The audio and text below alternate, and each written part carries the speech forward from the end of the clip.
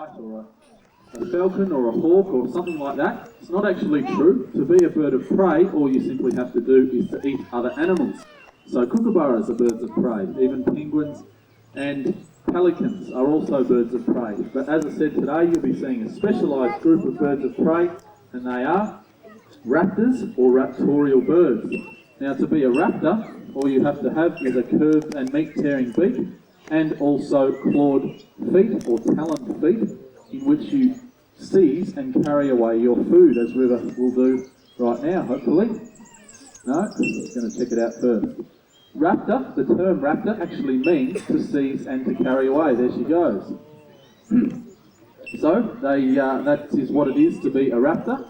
And this first raptor that you're getting a look at is a black kite. And as I said, her name is River. Either endangered or unfortunately extinct.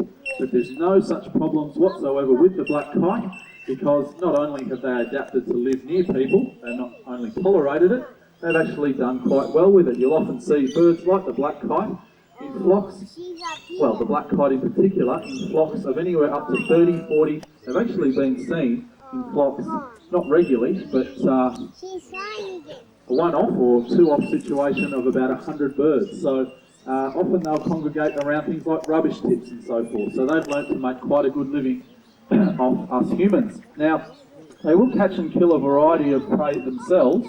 To obtain food is by hanging around bushfires. Now, you might think that's a pretty silly thing to do, but bushfires are where a lot of insects actually start to fly up straight into the air, obviously to get away from the flames, and you'll see a lot of black kites, often, as I said, in the centre of Australia, around bushfires trying to catch those insects.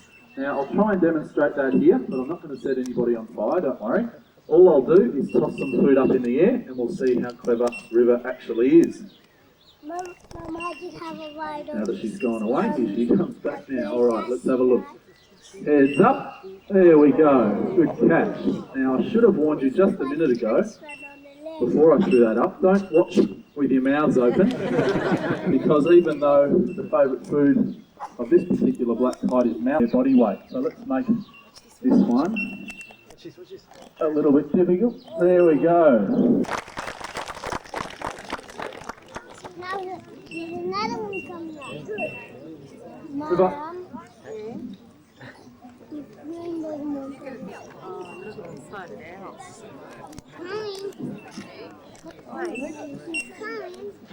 Where you going? What's ready? Ready. Come on up.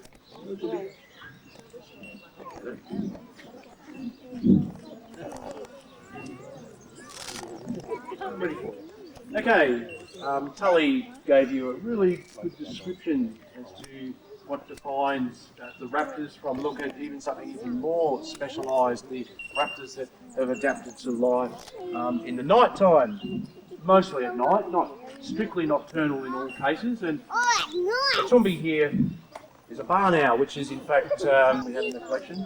They do show a little bit of daytime activity. It's not totally unusual for them to be out during the day. They see quite well.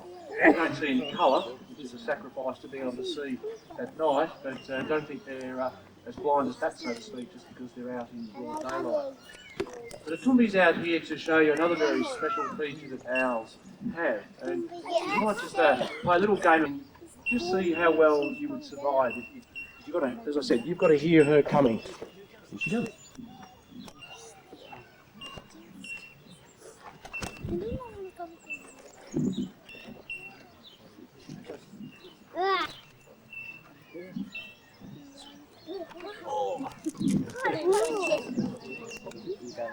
She landed on me. She landed on me.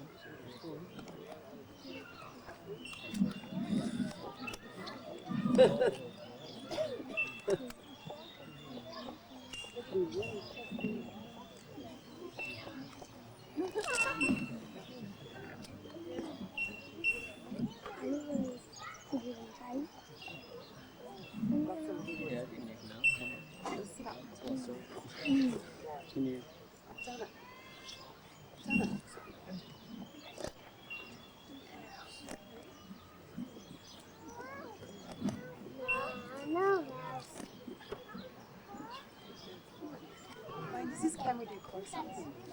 Close Sorry, what did you? This is still mice, but a pair of scissors got these mice. Not quite what it used to be. The mouse is Anyway, so how well did you all go? I reckon probably most of you would have been eaten by now, I would suggest. It's definitely silent, isn't it? And that's one of the major features that owls possess. It's probably not something that most people realise. That birds actually generally can't fly as quietly as that. Your typical diurnal bird is unable to do that because it doesn't have the same type of plumage that owls possess. And what's changed is just the softening of the feathers. Owls are very, very soft in their plumage. They've done so well because they are a species of bird that has adapted to life with us, whereas if you've been here earlier and we had a barking owl, a barking owl is a bird that seems to rely more on natural habitat and don't dwell as well in human dwellings, and as a result, they're the types of creatures that tend to slowly but surely disappear unless we ensure they've got a little bit of natural habitat there. I was saying about the mouse and the scissors before, we don't always spoil down the hatch. See, that's why we cut them up to bits and pieces, because 2 mice was enough for her a day, and we just bring them out in one piece. Well, you only see her fly twice. It's typical of raptors. Once they've had their fill, that's it as far as flying around goes. So I'm going to finish there. Tully's going to be on his way out. We've got another couple of birds to go, and we'll start Tully again. So thank you very much.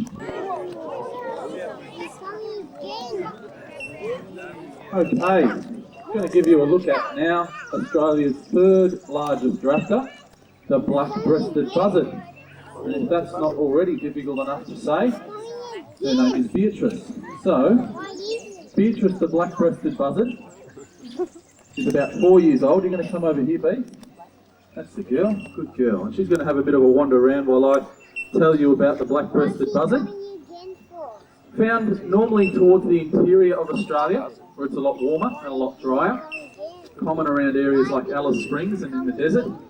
So not really this far south, but she's quite comfortable around here, as you can see. And she's going to eat my feet. You're right there. Now they're a typically soaring bird, or a typical soaring bird. And they take full advantage of what we call thermal air gradients, or simply thermals. Now those thermals are created when the Earth's surface heats up, which is more often than not in the centre of Australia, and the warm air starts to rise off the, just keeping an eye on her there, she sometimes eats my feet. The warm air starts to rise off the surface of the Earth, and birds like this one and the wedge-tailed eagles take full advantage of those by simply flapping their wings maybe 2 or 3 times to get off the ground, and then after that, they're right to stretch their wings out and soar without beating their wings again at all. Stay nice and still, guys, just nice and quiet. And the black-breasted buzzard is often confused with the wedge-tailed eagle simply because they are fairly large. Hopefully you'll see a little bit later on, not quite as large as the wedge-tailed eagle, but he's having a ball out here. There is one way you can tell that black-breasted buzzard apart from the wedge-tailed eagle, and that is, if you have a look at her wings when she flies up to this stump here, she's got a wing patch on each of her wings, a white wing patch, and when she's soaring around, they are very visible, and that's one definite way to tell her apart from the wedge-tailed eagle. And buzzards, you really cannot get into an emu egg. And she had a rock there, and what she's doing with that rock we did not teach her.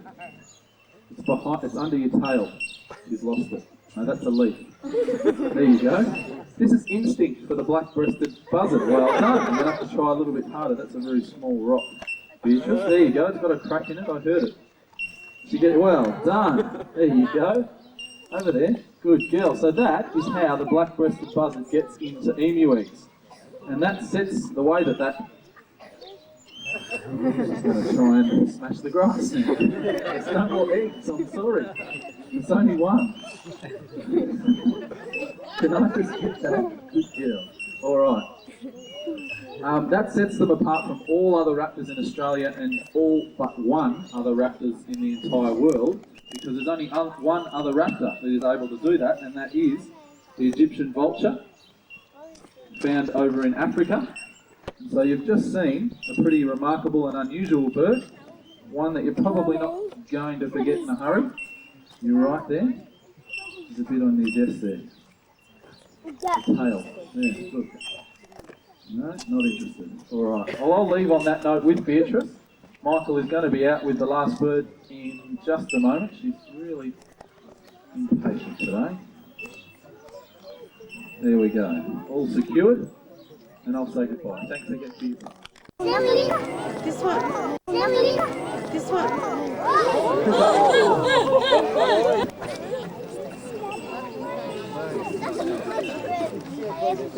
Okay, I heard all the oohs and ahs when the buzzard come out, and I was thinking, well, you ain't seen on the black-breasted buzzard once you've seen both of them.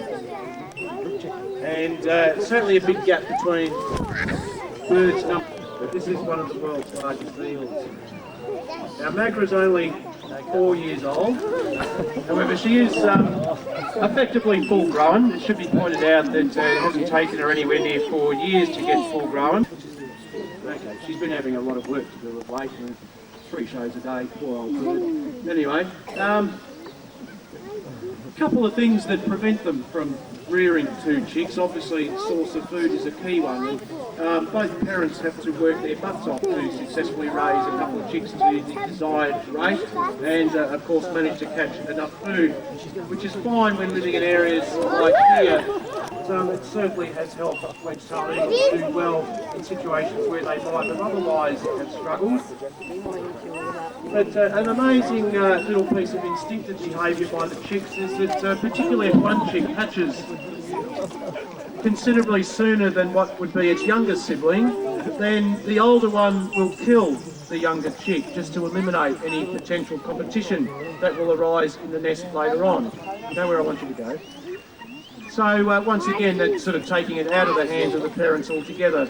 We do at times see a pair of, well, we've got a wild pair living in this area, and it's not unusual at the right times of the year to see another 2 flying with them, which is an example of 2 chicks out flying for the first time with mum and dad, and so they're obviously doing very well in this area.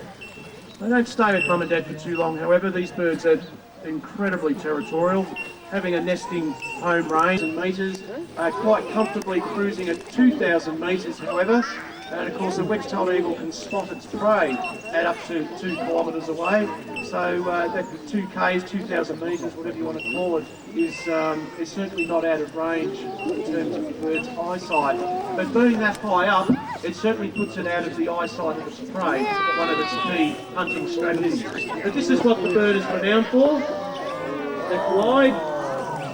We've really got to move that block, don't we? Magra, you're going to take a wing off one day. It's a bit in the way there. Driving a flight path. But Magra can, they fly at much more comfort if they can just glide like that, which you heard Tully talking about air currents before, and flying at altitude is what it's all about. You don't get those same thermals down low to the ground, so another reason why they go up so high. Because the buzzard isn't so big, but this bird can weigh as much as 4 kilos, which is a fair old weight for a bird that actually has to fly. Given that birds generally, even for their size, have relatively light bodies, given their hollow bones. But you know, Magra is working extremely hard. Every time she flaps those wings, she's working herself to the max, just powering her muscles to get those wings moving. And yet, an eagle travelling at altitude and travelling hundreds of kilometres is using just such a minuscule amount of energy compared to what Magra is doing here.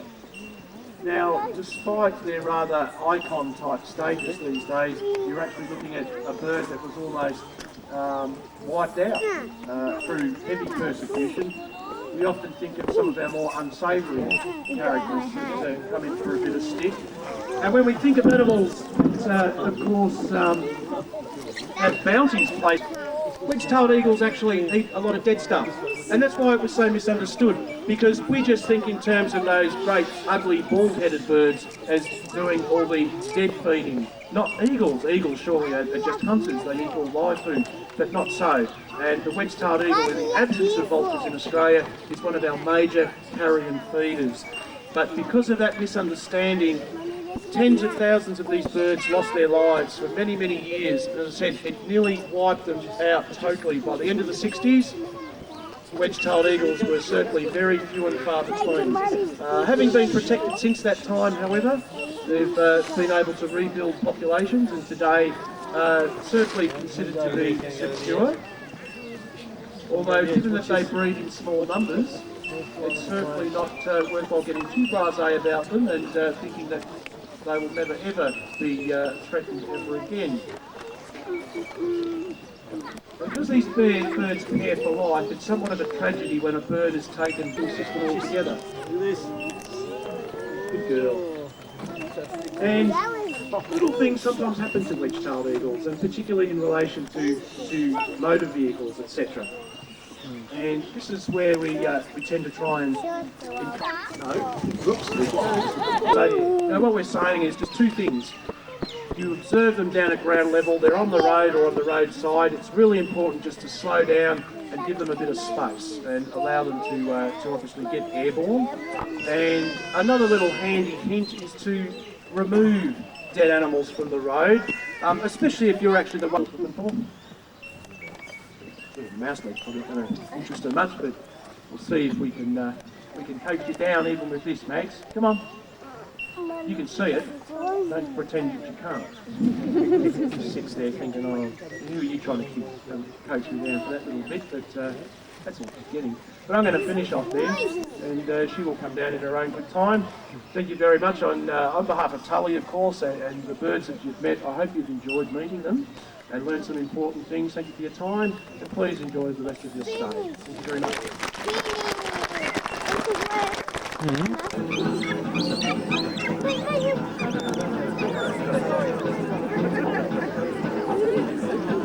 That's Tom, Sam. That's so sweet.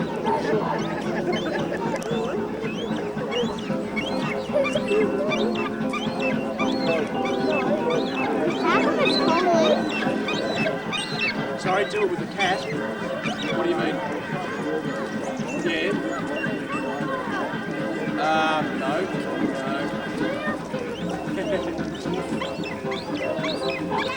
Oh, these things have a different way of thinking.